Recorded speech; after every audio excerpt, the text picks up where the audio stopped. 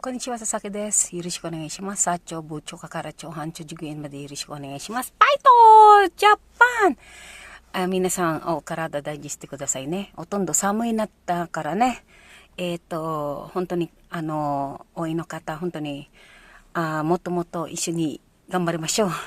なんとか言えないけど、一生懸命ね、どこ行こう、どこまで、本当に毎日考えてますなんですけど、私のお子さんはね、私の宝物、ひとみ、しょたくん、頑張ってくださいね。死ぬまでお母さんはいつも頑張ってる。いつも元気だからね。今、ちょっと、ポラポラしてるんだけど、カーペットの関係も買おうかな。今、見てますなんですけど、リビングのところね。Hello po, magandang hapon po sa inyo. Ako po si Sasaki sa Japan po sa Pilipinas po. Ako po si Christina Baikar kay Sir Randy Magloy ng Philippine Air Force. Salamat po at sa aking pong kababata na si Sir Master Sergeant Marvin at maraming pong salamat. Sana po nasa mabuti po kayong kalagayan. Kamusta po kayo? Ito po at pumunta po ko dito para po tumingin po ng carpet po. Ito po ko sa nito at ito po yung insurance ko po sa sasakyan ko po, dumating na po. Ito na po, yan po. Diba? Yan po. Diba? Tapos po, maraming po salamat. Mag-ingat po kayo sa araw-araw at sa akin pong kababata. Welcome to Japan! Yokoso! Ito po at iniisesa ko na po, bibili po ko ng carpet, kaya po ko nandito. At sana po samahan niyo po ko. At maraming pong salamat. At sa tansya po ng aking pong kaibigan, ay tapos na po ang 4,000 hour. Papaliwanag ko po sa inyo, napakahirap po ng 4,000 hour. Hindi ko naman pwede lahat po talagang gawin dahil may trabaho din po kami dito. At talaga pong napakahirap po.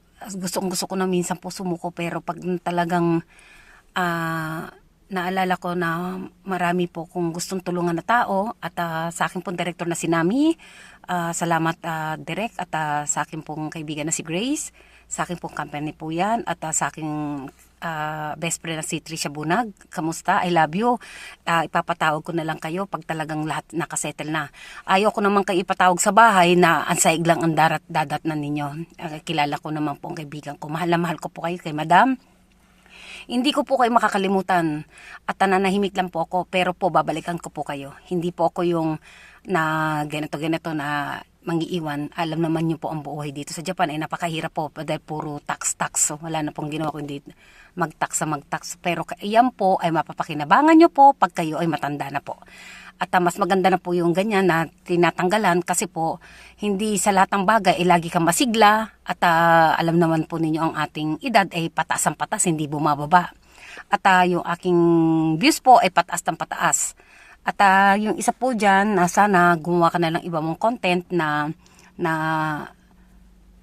wag ka na lang manggaya. Ay ano ba namang kung ano-anong sinasabi mo, yung pala ay gagaya ka lang pala. Diba? Kung ano-anong kuda-kuda mo nung pinagsasabi mo nung una. Kaya wag po kayo wag po kayong judgmental sa tao po. At ano ba to? Kung ano man ang ginagawa mo, wala po tayong pakialaman. As long na wala kang ginagawa sa kapwa mo, wala kang tinatakasan, at magsipag po kayo. Kasi po sinasabi ko naman po sa inyo, hindi lahat na nagpapadala sa inyo ay laging kayo matutulungan. At katulad ngayon, gusto ko man kayong tulungan, ay hindi pa po pwede. Dahil ako mismo ay gipit din po. Pero, ang gipit ko po ay ilang buwan lang po yan. Kasi maganda po ang aking work. Nagpapasalamat po ako sa buong Japan na napadpad po ako dito. Dito po ako nagdalaga. Kaya kung akala mong close na close tayo, ay nagkakamali ka po. Dahil ang aking pong ugali po dito sa Japan ay Japanese style na rin po ako. Hindi po ako yung alibay, hindi po yan po pwede. At kung nakakaintindi ka, yung isa dyan, ikaw kaya bumili ng bahay na ganyang nahalaga. Ano kaya? Basta baka hindi ka na makausap pag talagang wala ka nang nasa id ka. Pero maganda nga lang na talagang, ay nga po, Diba? Tahimik po ang Japan, walang pakailaman, diba? Ito po ako. Marami pa po akong gusto at salamat po, wala na po akong masabi at naghahabol na lang po din ako ng kaunting-kaunting oras. Kailangan ko isubmit sa loob ng hindi ko po alam kung saan po ako papadba. Baka sa susunod sa bubungan na po ako kung ano mang bubong ang puntahan ko. Napakahirap po, madaling sa salita, napakahirap pong gawin. Pakit-kit yung pala, akit po ang nangyari sa Diyos ko, loloka talaga ako. Nakakatawa man, talagang nakakatawa talaga. At ito po ang Japan, tahimik na tahimik po. Wala po akong masasabi po dyan. Diba? At pauwi na po ako, medyo malayo po sa akin ng konti. At yan po, diba? Siguro man, diba?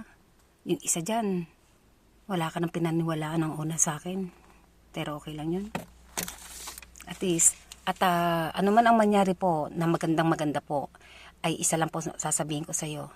Hindi po ako pipikit ang mata ko hanggang hindi kita nakikita. At alam ko na po ang mangyayari at handa po ko at tinanggap ko na po na ito pong YouTube ko at yung pangalan mo nasa ano ko dito, ito po yung nararamdaman ko. At gusto ko lang sana at least panatag din ako na nandiyan ka sa mabuting kalagayan ka. At handa ako at tanggap ko na. Pero gusto ko lang kitang makita na mayakap muli. Na mahal kita. Yun lang. At kilala ka naman ng buong Japan dito at mga kaibigan ko po. Iyan ang aking kababata po. Alam naman natin na medyo maedad na tayo. Pero yung edad ko naman, hindi naman talaga sobra-sobrang katanda. Ano nga kung matanda at pangit at elepante. Charing! Diba? Diba nga? O tinan mo yung mama. Naglaglag na.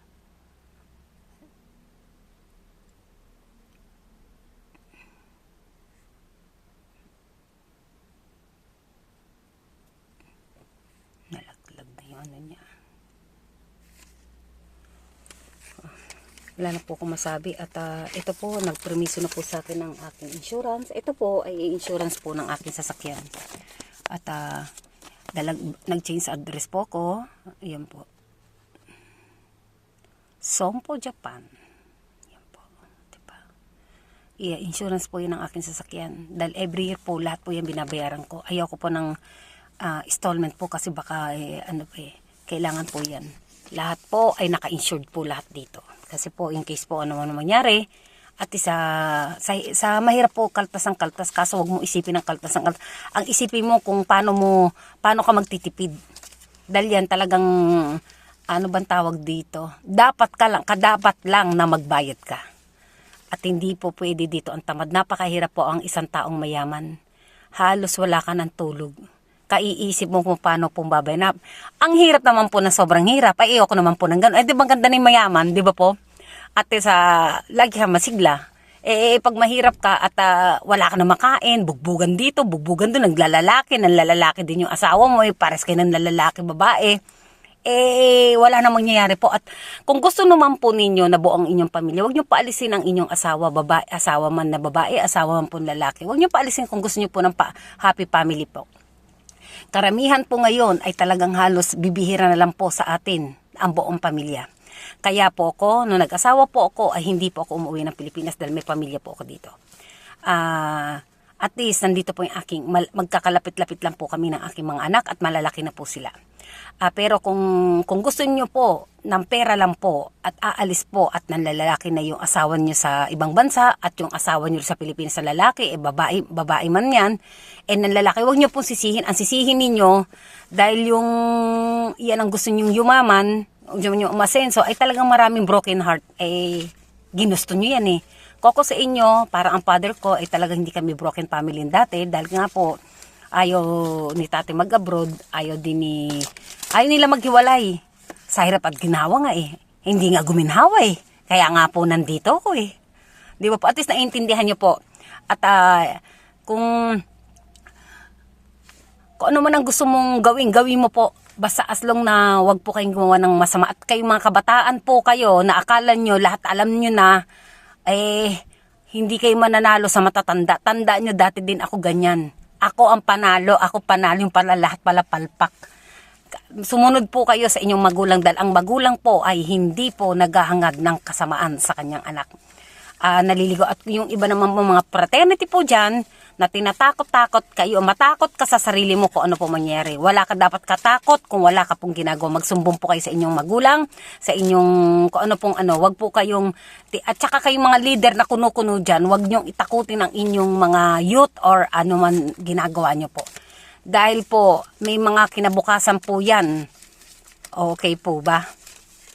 Mabuhay po kayong lahat. At sa susunod po, pauwi na po ako dahil baka naman dumilim dahil ano po ngayon dito, mag-winter, kaya madilim-dilim na po konti.